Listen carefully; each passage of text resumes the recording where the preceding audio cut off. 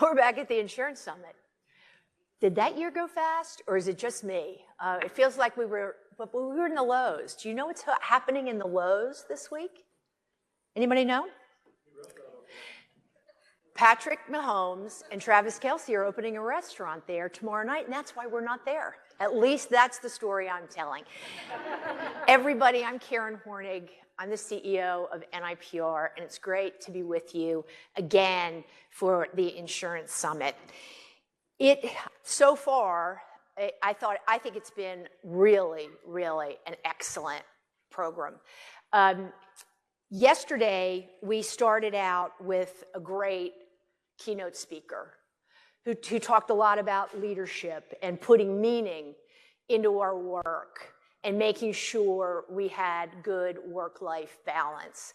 For those of us who were adults on 9/11, I don't think we'll forget her talking about that story she talked about yesterday, about what happened that day. I've had a lot of conversations with people about that. And then her comment about we're in a state of perma-crisis. That's going to be a takeaway for me. It's always something, and every day it's a new crisis. And the reason that's important is it makes it difficult for us to focus on what's important in our work and our lives. I thought the commissioner panel yesterday was really good, and I'm not just saying that in case one of them is in here. I've listened to a lot of commissioner panels over the years, and this one was a really good one. And the reason for me that it was good, and I thought I'd mention it because it might resonate with you a little bit, is it's like a moment to say, oh, there are a lot of really big issues that we are dealing with in this regulatory world that are outside the scope of what I do every day. I don't have to worry about international insurance regulation. I don't have to worry about whether risk-based capital standards are adequate for our industry. It was a good reminder about our role as this foundation for a really important and really complicated regulatory scheme. And then today, Karen Harris-Ferrante from Gartner, who spoke this morning on AI. I know it was early, but how many people were there this morning? How many people made it? I've heard Karen speak before. We had the opportunity to bring her in to speak to our board of directors. And I think she's really excellent. She's incredibly knowledgeable, and she's able to provide that balance between all the hype and really some very realistic, what are the realities about AI that are facing us. And what I took away is that she reminded us as an insurance industry, I think what she said this morning was something like, whether we're ready or not, it's coming. But the other thing she mentioned was, remember what was the #1 IT spend for the insurance industry? Legacy systems, right? And that's where we live, right? Producer licensing still is living in those legacy systems. So I thought she did a very good job of kind of, for our discussions, helping us to see where we are in the big picture in what really is, in terms of technology, the biggest topic that we're facing with the onset of AI. So I really think that this idea of casting what we're doing in a bigger context is what I want to talk about today. And, you know, we as insurance producer people, that's a technical term, we're all insurance producer people, spend a lot of time on the how of what we do. Process, technical tools, how we use them. What do words mean in statutes and regulations and the Producer Licensing Model Act? How? And what I wanted to spend this time on today is to pull back and talk a little bit more about the why. Why what we do is important, what the purpose of it is, and what are some of the threats and challenges, and what are the limitations of our system? What are the just inherent limitations? Because we can't be all things to all people.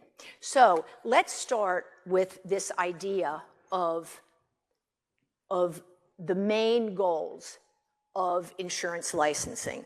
Oh, and I should give a particular shout out to all those of our colleagues and friends who are here with us virtually. We really appreciate you taking the time to be with us today. So if you look at the big picture of insurance licensing, it is about think of a barbell with two sides: protecting consumers and ensuring the integrity of the insurance industry. You can't have protected consumers with a weak industry, right? It has to be a balance of the two.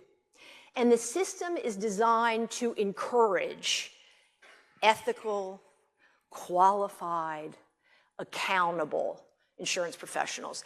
And so when I was looking at this, I sort of put the why into three big categories of protection and assurance, accountability and oversight, and then standards and competence. So protection and oversight, that sort of first big category, is focused on the consumer, that one side of the barbell. We've got to promote fair and ethical business practices. We've got to make sure that we're providing monitoring and oversight so that consumers have a method for challenging or addressing complaints that they have about the industry. So assuring that consumers are treated well, ethically, fairly. The second is accountability. And accountability is actually the other side of the barbell, and that's focused on the industry. So here, what we're talking about is maintaining the integrity of this industry. Integrity is absolutely critical to insurance. And it reminds those who are regulated that a license is not a right. You don't have a right to a producer license. It's a privilege. It's a privilege issued by a commissioner that allows you the opportunity to sell, solicit, or negotiate insurance. And so that puts insurance professionals on alert that they are under the regulation of their state regulators. So they're on notice, and that's a big, important part of the purpose of the why.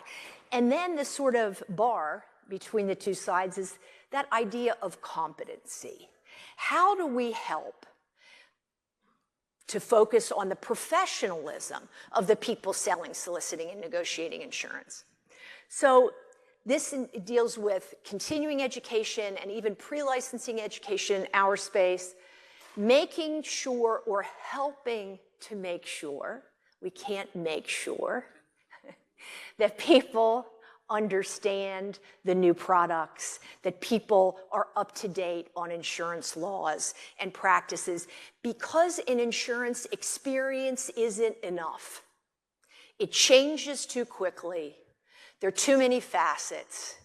And so being constantly up to date is absolutely critical. And the purpose here is to strengthen and advise clients as effectively as possible. So that, those sort of three aspects all lead to the big overarching why. And that is this concept of trust. Trust is absolutely critical to the foundation of the insurance industry, because insurance unlike a lot of other products, you pay for it, you buy it, but it's just a promise. You can't take it for a test drive, you can't smell it or touch it, you can't return it in 30 days for store credit because it doesn't fit. It is a promise that based on your contract, your carrier will pay a valid claim. So without trust in the people in the industry, without trust in the regulators in the industry and the carriers, risk management and mitigation in our industry is undermined. So all our process, all our tools, all our words lead back to this.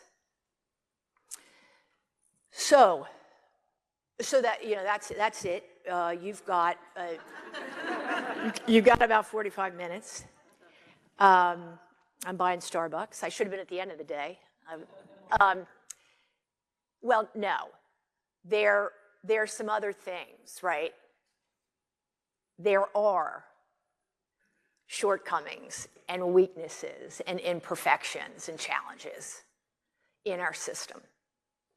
And I want to spend some time today talking about those for a little while, because there's some new, I would say, sort of new kids on the block when it comes to some of the challenges. If you've heard me talk before, you know that I love to talk about history and the history of the insurance industry and look back, because I am a real believer the past is prelude, that you have to look back to inform the present. And we know that in our business, what we've been doing has been around a long time. But I want to broaden the lens out a bit from just producer licensing and talk a little bit about occupational licensing in the United States, because I believe that we are seeing an impact from a movement around occupational licensing in our space. So let's look back and do a little history lesson that you haven't heard before. I don't think, for me anyway. So we have had a dramatic increase in occupational licensing since the mid-1950s. In the mid-1950s, only about 5% of American workers were required to hold a license from a governmental agency or entity. What do you think that percentage is now?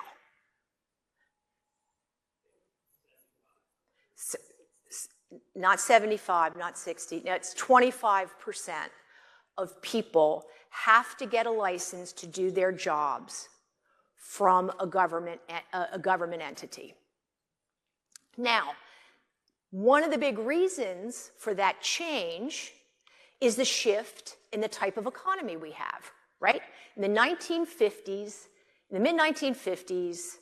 33% of American workers were union members, and a big percentage worked in manufacturing. That has shifted to the majority of our economy being a service economy, right? We do things for one another. And I hate to break the news to you, but we're in the service economy, kids. That's what we do. We serve others. And as a service economy, professions and occupations would get together and they would want to elevate the reputation of their occupation. And so professional associations based on occupations have grown up all over the nation. And what they did is they've gone to legislatures and they've lobbied that their occupation be licensed, because they want to improve the reputation of their occupation. They want to improve wages when wages go up, when licensure goes up. So now we have millions of workers in this country, and not just insurance producers, doctors, and civil engineers who have to be licensed. but the gal who does my nails and cuts my hair, and if I did lashes, who did my lashes, would need a license in Maryland. And of course, it depends on where you live, what's licensed and what isn't. So where am I going with this? Well, we've reached a point in occupational licensing where we're starting to get a lot of pushback now. And what is the most interesting thing, and we've seen this trend in the last, I've really noticed it about 5 years ago. We started seeing things pop in state legislatures around occupational licensing. But there's been a drumbeat about it for longer than that. And the most interesting thing about it to me, especially in the environment of permacrisis, is it's bipartisan. It is bipartisan. You have the Cato Institute and the Brookings Institute, one being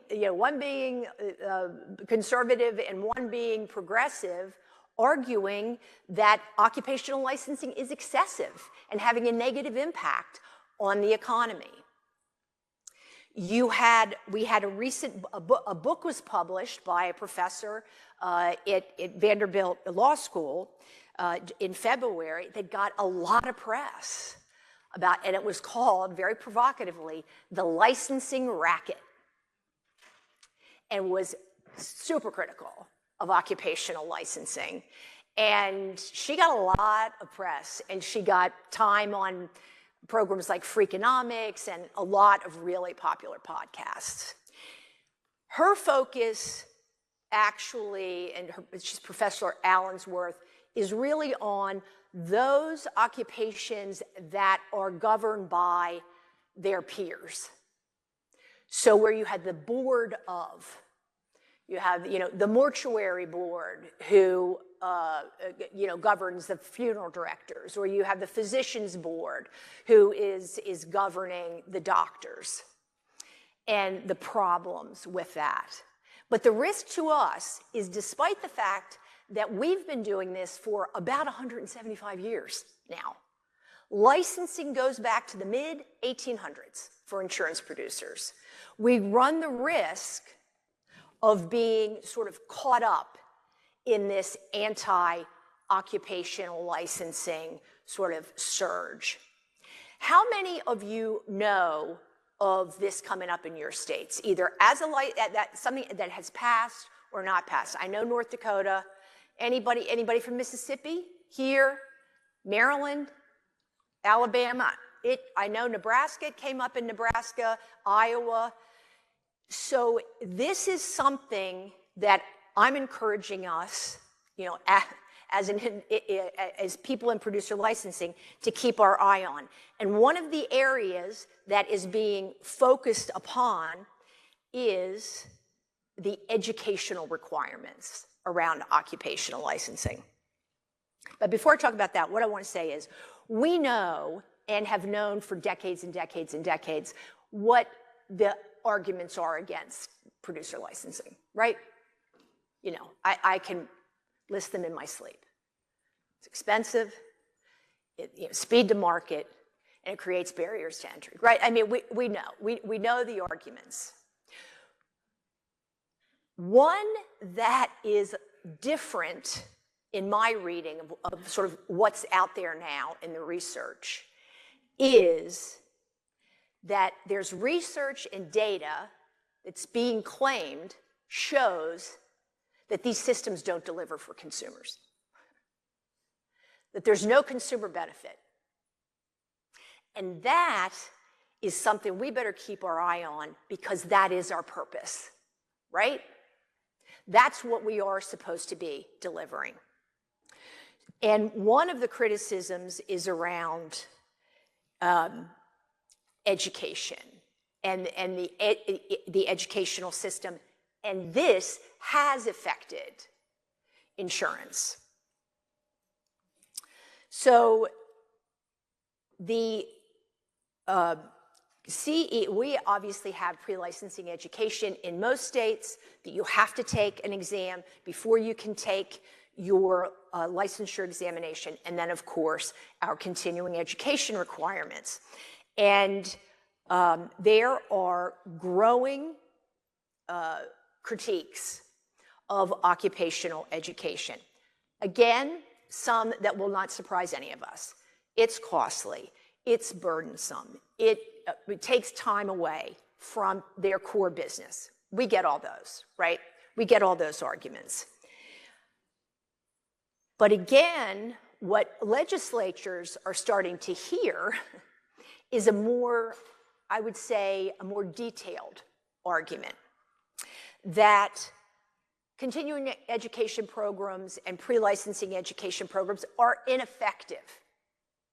They're not tailored for the actual work that people do. They are, it's sort of teach to test. It's just about checklists and checking boxes. And so, and it's really limited information and often, and again, not just in insurance, but generally out of date or ineffective teaching methods or ineffective testing methods. In insurance, where this has been particularly effective has been in the space of pre-licensing.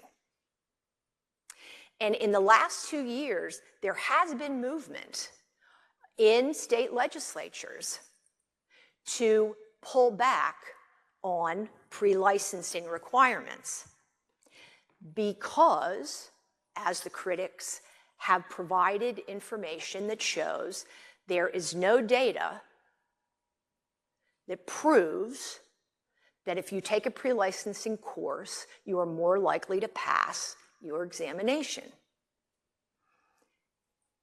There's not much evidence on the other side of that one. Now, before most of you were born, I took the bar exam. I mean, literally, I thought about making people stand who have been born since 1983, but I'm not going to do that. All the guys back in the AV booth, they would all have to stand up. We did not have to take a bar review course. It was not required. You could walk in and take a 2-day bar exam having prepared on your own. Not required.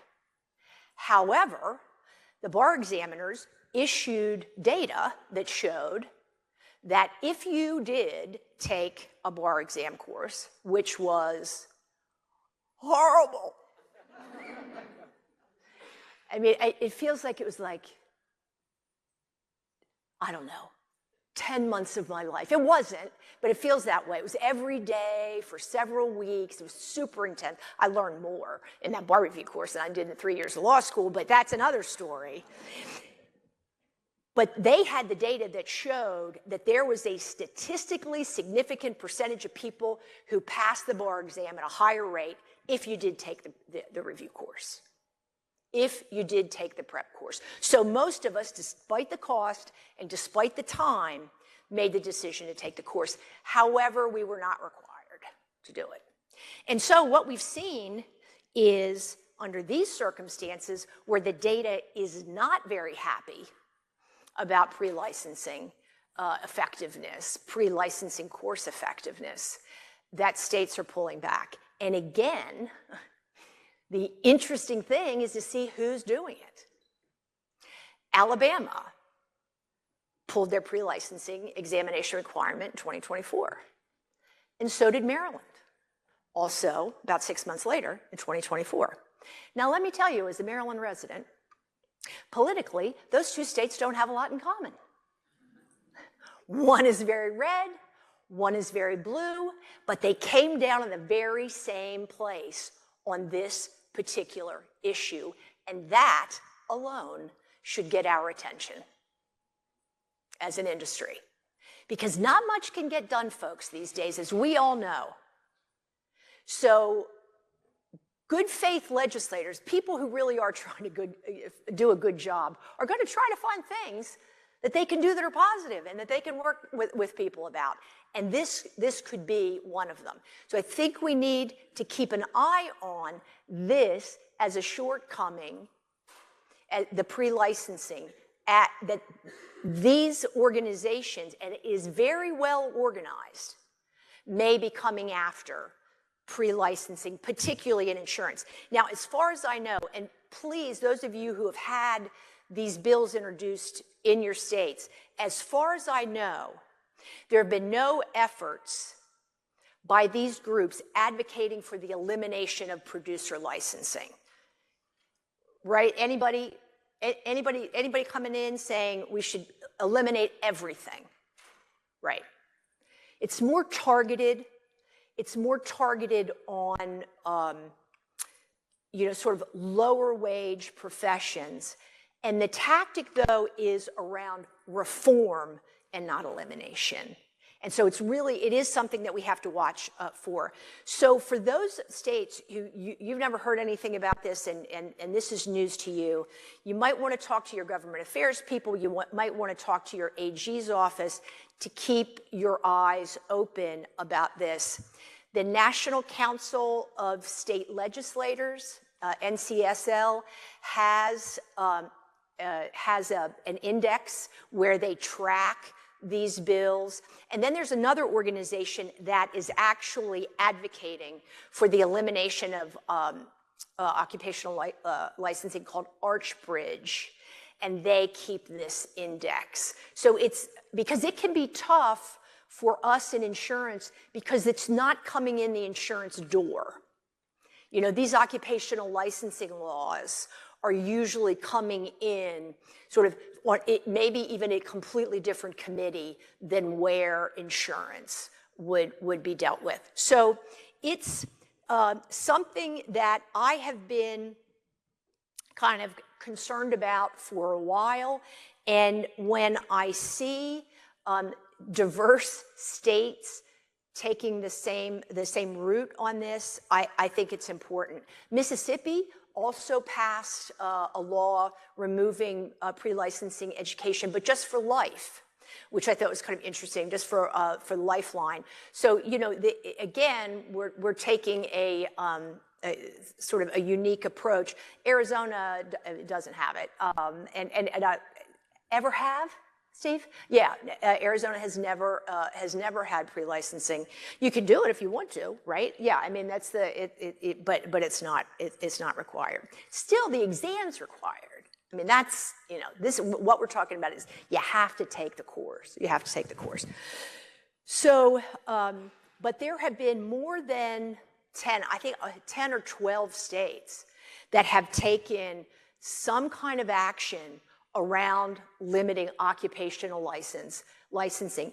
And I'm talking about writ large. I'm not talking about just in insurance,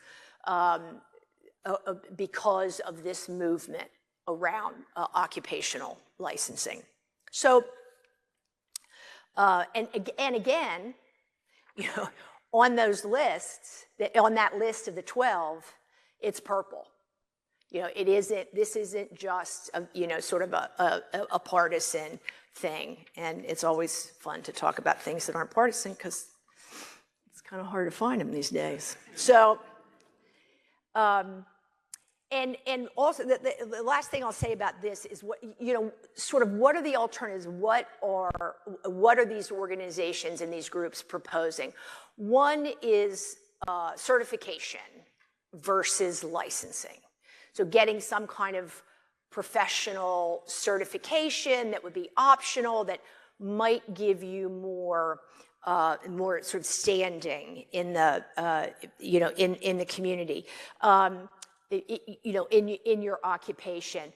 The other is shifting resources in state agencies away from licensing and to enforcement and market conduct, like focusing more on bad actors and deceptive practices and less on getting people licensed. And requiring states, before they add new requirements for licensure, to do a full cost-benefit analysis, to be able to demonstrate to the legislature that there's actual return on investment for these things. And, one of the challenges, and this is The reason I'm talking about this so much is because we always, we march under the banner of consumer protection. That is the banner under which we all march, right? And today, we've got better data than we've ever had. And so the pushback is, you say this is consumer protection. You say consumers want or need this, but this data is showing us that, in fact, consumers don't care about licensure. So there was a study recently, not about insurance, but about home services, you know, like contractor, plumbing, electrical, that kind of thing. What's the #1 factor for consumers? Price. All right, nobody needed a PhD, right, in economics to figure that one out. Licensure does not matter. According to this research, again, not my research, but according to this research, licensure doesn't matter. Price, and what's the second really important thing? What do they rely on to find somebody? Who just said online review? That's it. That's it. Yelp, baby. What do other people now? And of course, they don't know if they're real other people or not, right? I mean, you know, I march under the "I don't believe anything I read on the internet" banner. And so, but that is a compelling, you know, there probably was a day that, you know, my producer license would mean something to somebody. But what the evidence is showing is that there is a lot more desire for what Yelp has to say. I did look at Yelp reviews for agencies in my zip code, insurance agencies in my zip code. God bless them, you know. Sue is the best insurance agent I've ever had. Sue would never return my phone calls. and it just goes on and on and on. So it's like, Sue's kids maybe posted the one set, and you know, a competing agent posted the rest. That's right. So that kind of leads me to kind of the next thing that I want to talk about in terms of our system. And that's reality versus expectation about what a licensing system can deliver and what its purpose is. I said in that first slide that one of the main purposes of licensing is to encourage those selling insurance to be qualified, ethical, and accountable. But it cannot guarantee that. No licensing system can guarantee that. And this is an important reality because people often believe a producer licensing or any other occupational licensing system can do more than it can. And if that were true, there would be no bad drivers, right? The vast majority of the people cut you off have a license. So we've got to be clear as a community about the limits of what we do. And here's how I think about it. Our job is to create objective information. Who is selling insurance? Where are they licensed to sell it? What are the lines of authority that they have? Where can I find them? Those are the sort of the primary data about the system. What it doesn't have is subjective information. It does not tell you the individual's work ethic. It does not tell you that they're burned out and now hate selling insurance. It doesn't tell you if they're organized, if they are going through a divorce and could give a damn about their job. Can't tell you any of that, right? Right? Think of it as the foundation of the house that the rest of the regulatory system is built upon. We help hold up market conduct, enforcement, and fraud investigation. We have information sources for them. But we can't tell you if this is a good producer, right? Can't do it, can't do it. We don't warehouse subjective information. And licensing systems, as that foundation, are not Yelp reviews. We are not the Good Housekeeping seal of approval or a Consumer Reports recommendation. In order to be that, this system would have to look a whole lot different, right? I'd have to come into your agency twice a year and look at your files and talk to your customers and do all kinds of checking up on you. It's absolutely unrealistic, right? So I get it. Consumers need information, consumers need guidance, consumers need a way to find that great agent for them. But they have a much better job, a much better chance, in my opinion, this is, the world according to Karen, in my opinion, asking people who they know and respect and have good judgment for recommendations than they do from Yelp, or just trying to look up, everybody just wants to look this up online. We can't tell you what you need to know. And I would even add to that, in terms of disciplinary action, it falls our system, because we're a dispersed 56 jurisdiction system, we cannot provide consistent information about regulatory actions and producers. We can't, because we don't do it all the same. We don't have a single framework for imposing disciplinary actions. Some states fine a lot. Some states suspend a lot. Some states do consent actions and don't report anything, right? And some states will ding you for not renewing within 30 days, and you get an action for that. Does that impact Sue's ability to be a great agent to her community? Well, I don't know. I'm not sure a consumer would think so, right? So we have to be clear, because we know this system, right? We know how this works. And honest to God, probably the people on this call and the people in this room are probably the only ones who do, right?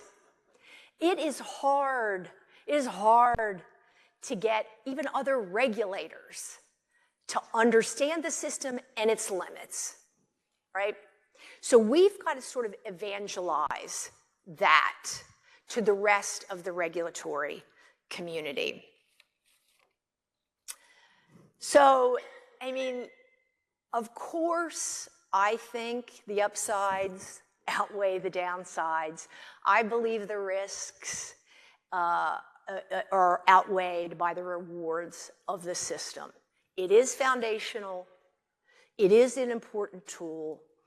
And again, it has been critical in helping to prevent fraud against consumers. It can't, but licensing cannot prevent it, right? Can't. The biggest fraud case I dealt with as a regulator involved someone who had never been licensed.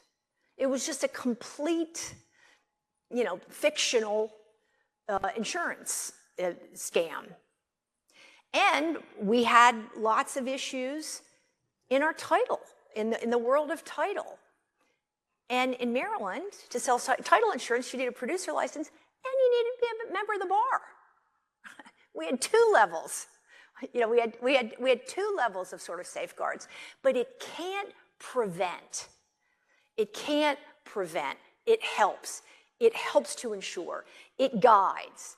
It's a guardrail, but we can't be unrealistic about what it can do. And so, you know, this is sort of my philosophy statement about state regulation. And this, when I started at the Maryland Insurance Administration, these many years ago, this was my insurance commissioner's philosophy. Ralph Tyler was the insurance commissioner then, and he wrote this.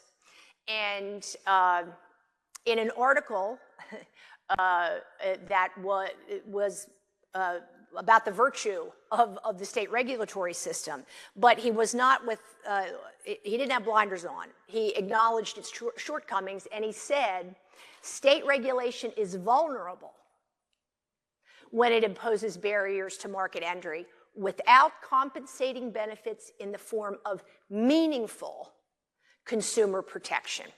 Meaningful consumer protection. So that's our job.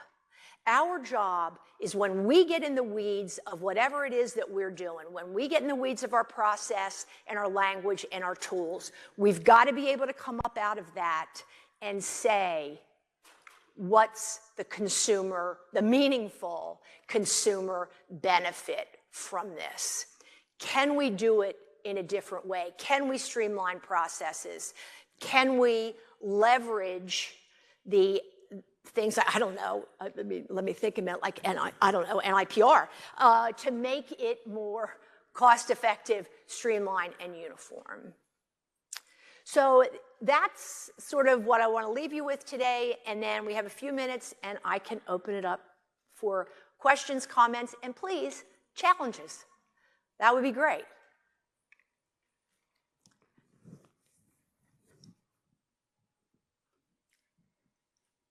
Everybody agrees with me 100%.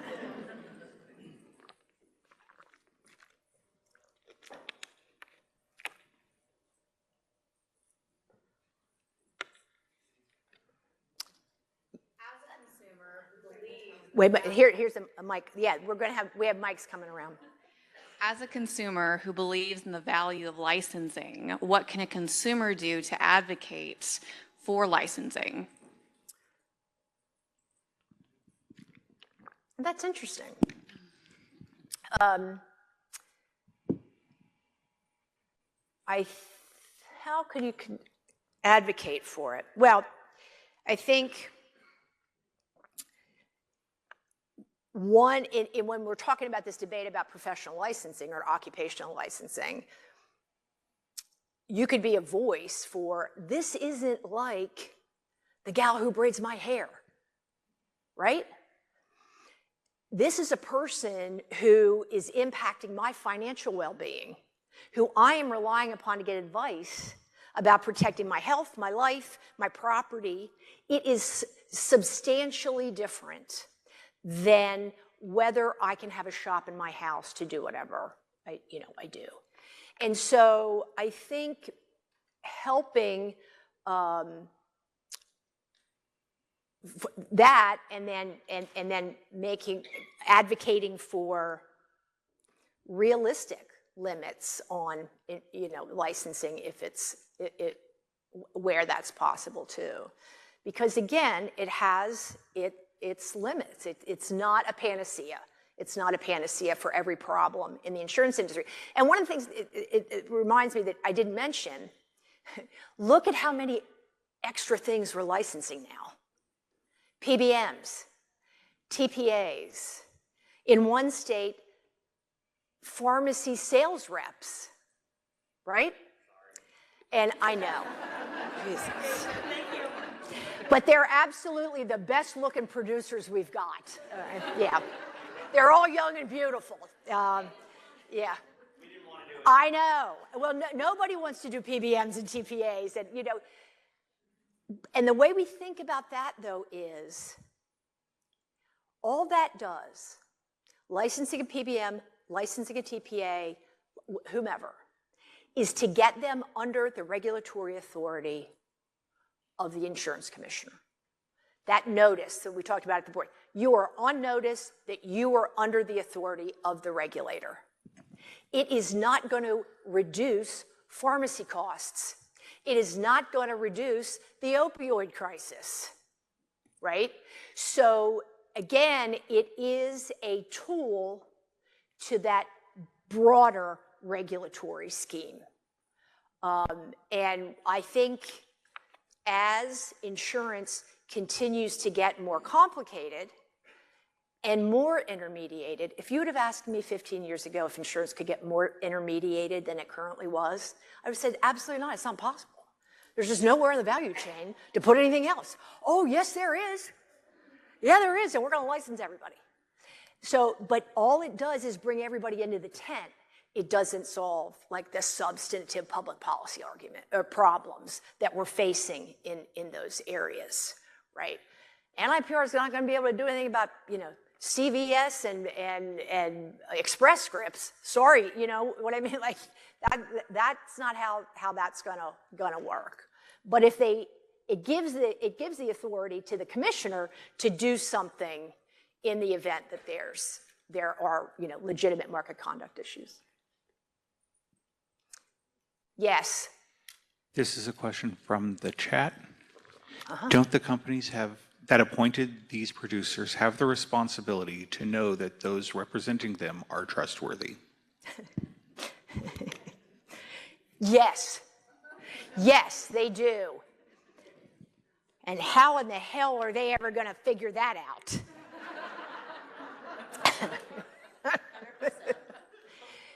Yeah, I mean, and I mean that. Like, yeah. I have the responsibility of the CEO of NIPR to make sure my people are trustworthy. I have absolutely no idea how I do that. So, you know, the reality is now, you know, think about how different distribution is now than it was. And I haven't been in the industry that long. I started in the industry in 2008. I mean, I know for many of you, you know, that's kind of a newbie. You know, think about call centers. Think about third-party call centers. They're all licensed, but how do I, as ABC carrier, ensure, you know, that Betty Lou sitting in that call center in North Dakota, because what is it with North Dakota and those call centers? There are a lot of them up there. You know, it can be trusted. Yeah, they're trustworthy. I guess that's the answer. Move everybody up to the Dakotas, and we'll all be fine. We'll all be fine. But it's a legitimate question, and thank you, virtual attendee, for asking it. But it's just an age-old question, I guess, yeah. Somebody has, yep. Earlier you were talking about subjectivity versus objectivity, and consumers, the main two aspects they look for are price and reviews from other consumers, which I would, in theory, assume that they're looking for those reviews to see what kind of experience they got when they worked with that agency or producer. So my question is, are there efforts underway to create a system for consumers to use to add objectivity to their selection of producers, maybe using things like production or claims experience, things that can actually be measured to rate producers to help consumers pick? So the question is there an effort underway to add more information about a particular producer? So Tim Mullen is in the room with the NAIC, and you know, that really is a regulatory, you know, these are the times that I love to be able to say, NIPR is not a regulator. We are simply a tool that the states use in order to process their producer licensing applications. We do not make, create or advocate for public policy. You know, I mean, but that is a different system, right? That is a different beast. And, but what I would challenge you on there is, so I have an 85-year-old uncle who's held a producer license for the last 100 years, and he won't let it go. You know, he will die with it clutched in his hand. And so he would look like he's got a lot of experience. You know, he's generated a lot of premium. You know, but I'm not buying my insurance from Uncle Bob. I mean, I love him, but yeah, no. So it's just, but I think it's interesting. I mean, I think it's an interesting, you know, so many producers don't generate any premium, right? That's a reality. You know, we've got over, 2 million individual producers or whatever the number is now, and we have no way of knowing whether you actually sell anything. Yeah. So it's, again, for the system that our hands are in every single day, it's really tough to get that more qualitative information that would go, and better minds than mine would have to, which it doesn't take much, to come up with that kind of system. And I don't know how the industry would feel about that. You know, I haven't seen it. Is anybody doing that within the industry? Are there any companies who are trying to provide additional information about their agents? And that's tricky too, because the agent groups aren't going to like that, right? So it's tricky. It's tricky. Yeah. I'm sorry. The persistence. Persistency might be a good measure to show the quality of an agent. Right. Yeah, maybe. Right? I mean, yeah. The title producer had been selling title insurance for 40 years, right? And stole every dime out of his escrow account. So it's a tough one. It's just a tough one. But the message is, and the takeaway is, we can't be all things to all people, right? We're the foundation of the house, and there's a lot of other aspects that go into it. But we have to keep that foundation strong, and you're probably at time. Yep. Thank you, everybody. It's always a pleasure. Always a pleasure.